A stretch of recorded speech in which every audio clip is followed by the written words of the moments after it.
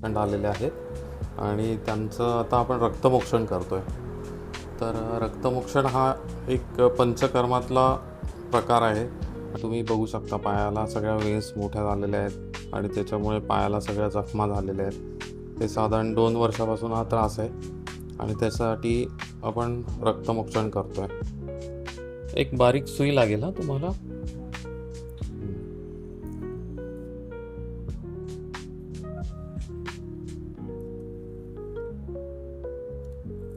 झालं. आता आपण पायातून रक्तमोक्षण करतोय. याच्यासाठी पायातून आपण साधारण 50 ते 60 ml ब्लड काढून टाकायचं आहे. त्याला रक्तमोक्षण असं म्हणतात. आणि रक्तजन्य पित्तजन्य दृष्टीमध्ये हे फार उपयुक्त असं पंचकर्माचा प्रकार आहे.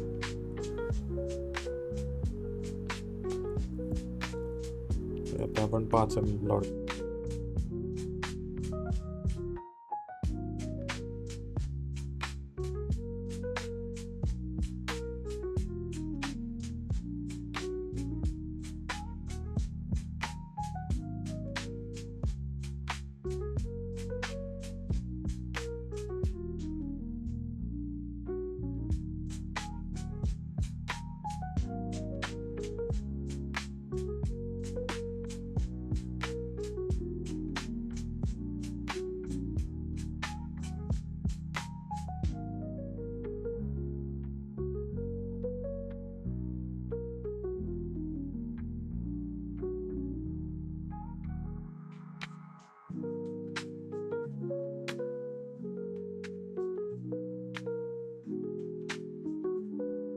ही अत्यंत सेफ आणि प्रभावी अशी चिकित्सा पद्धती आहे.